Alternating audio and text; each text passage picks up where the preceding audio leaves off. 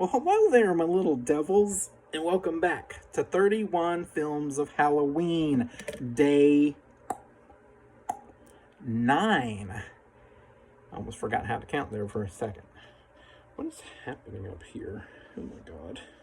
Okay. Alright, so today I am going to be talking about yet another international film. Try to contain your enthusiasm till the end, okay? This one is from Japan, from 1964, and it's called Onibaba.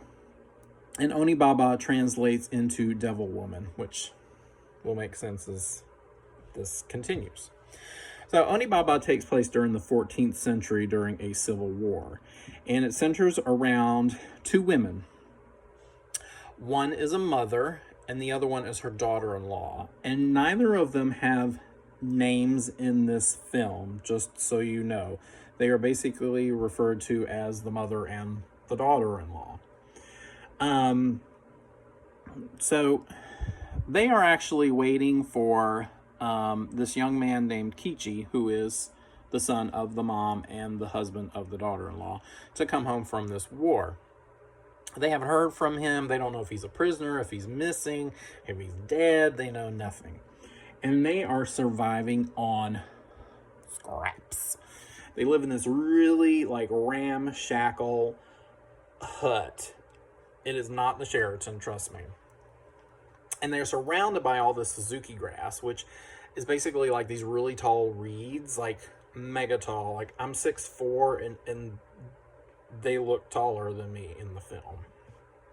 So anyway, they're surviving on the barest of the bare.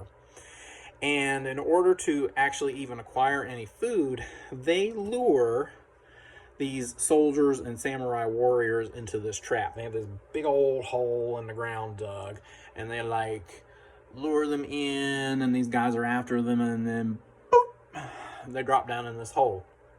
Well, then the two women go down there and they strip him of all of his wares, like swords, clothes, any other kind of paraphernalia.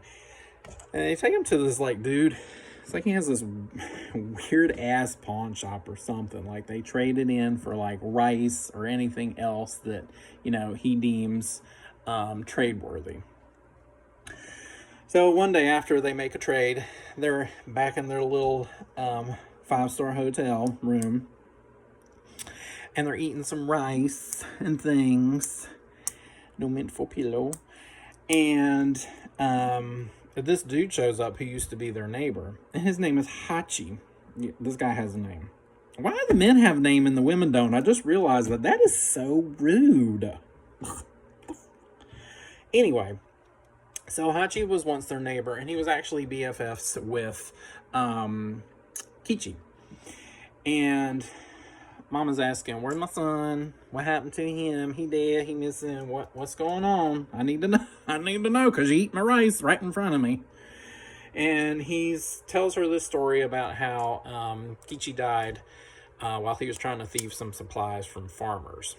Well, Mama is a little skeptical. She's not sure if he's telling the truth or if maybe Hachi killed her son himself and is just keeping it a big old secret.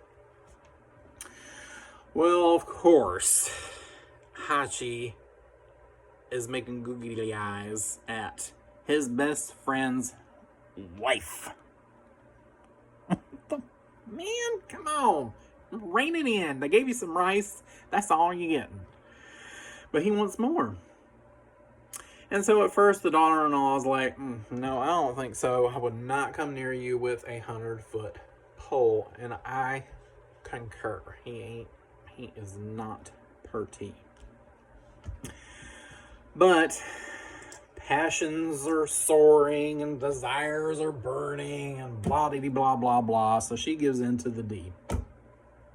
And she can't get enough of it, apparently. This thing be running from the hut, going through all these reeds and stuff at night while Mama-in-law is sleeping. And it's scary out there. But I guess it's some good deal. I don't know, because she keep going for it. Well, the mother-in-law eventually finds out about these shenanigans, and I need this hat to cooperate. It's distracting me. She learns about the shenanigans, and so she goes to Hachi and goes, yo, hands off. Keep it to yourself. No, leave her be. She is helping me right now. You are distracting her. I don't need this in my life right now. He's like, be gone, woman. She loves me. She wants to be with me. It's a done deal. Well, when that doesn't work, the mother-in-law goes to... Well, the mother goes to the daughter-in-law, and she pleads the same case. She's like, you know, you're still a married woman. You're messing around this man. The D cannot be that good. I mean, look at him. He's a dog. And she's all, you know, like, my husband is probably dead. I am a woman. I have needs. He has needs. We are needy. We are fulfilling these needs that we need to fulfill. You still with me? Okay. So, anyway. So, they're still doing their thing. Well, one night when they're doing their thing, the mother-in-law is besieged by a intruder. He pulls out this big-ass sword. And he comes in dressed in his samurai garb.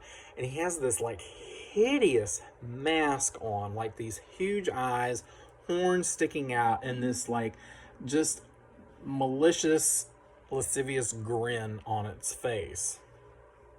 And he wants some help navigating through these reeds. He ain't got no GPS, so he's like, hey, lady, can you help me get out of here? But, I mean, he asks it not quite as nice as I was, like, portraying it to be. So at first she's like, hell no, I ain't leading you nowhere. I'm sitting here enjoying my rice, having a moment, being all zen. You busting up in here with your samurai sword and think I'm going to take you through the reeds in the dark of night by sword point? Bitch, be gone! But anyway, she does it. But she's curious about the mask.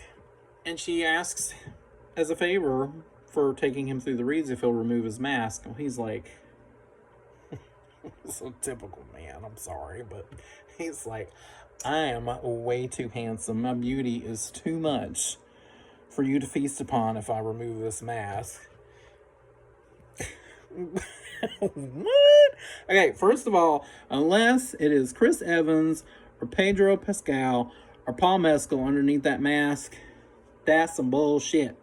I don't believe it, especially when we got this other dude who looked like somebody dragged through the mud hooking up with this other girl.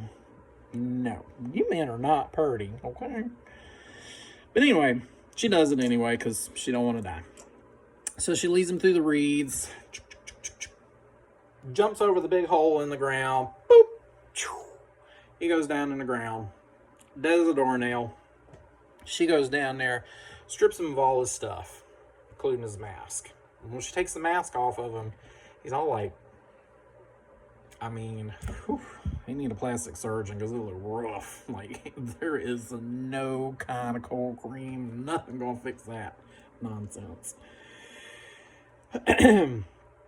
So anyway, all the stuff she gets is really good. She trades it in to the little pawn man. She gets some meat, some rice, some fish. She gets all kinds. It's like a buffet. Well, of course, she still knows her daughter-in-law is visiting homeboy. And one evening, when Miss Thing is going out into the reeds to go rendezvous, she comes across this figure in these flowing white garbs, and it's wearing the same mask that the samurai has on. Mama-in-law, we know it's you, girl, because first of all, you got this big old white stripe in your hair. You're looking like one of the gremlins, so it's pretty obvious it's you. So I'm not going to go any further with this movie, because I want you to watch it to the very end. I have to say, this is a phenomenal film. It is 4.5 pumpkins for me. I would not say that it is your traditional horror film because it's more of a melodrama in the beginning, and the horror doesn't really come into it until maybe like 3/4 of the way in. But the movie is gorgeous. Like, this black and white cinematography is like impeccable. All these shadows and especially the way they light the mask on the samurai warrior, and particularly after it comes off. And as I said, this Suzuki grass, the reeds are just like another character in this film. It almost is like a metaphor for all these desires and passions and anger and guilt. Just the way they undulate in the light. There's very little music in this movie. The sound design is really what holds it together. I mean, you can hear these reeds just blowing and clicking through the wind. You can hear the water dripping. I mean, it's just it's a feast for the senses. Like, it's a very sumptuous film. So, as I said, 4.5 pumpkins. I will stop talking now. And until next time, if you see a mask from some old dead samurai warrior, don't put that shit on. Go to the Dollar Tree and get something, because you asking for trouble.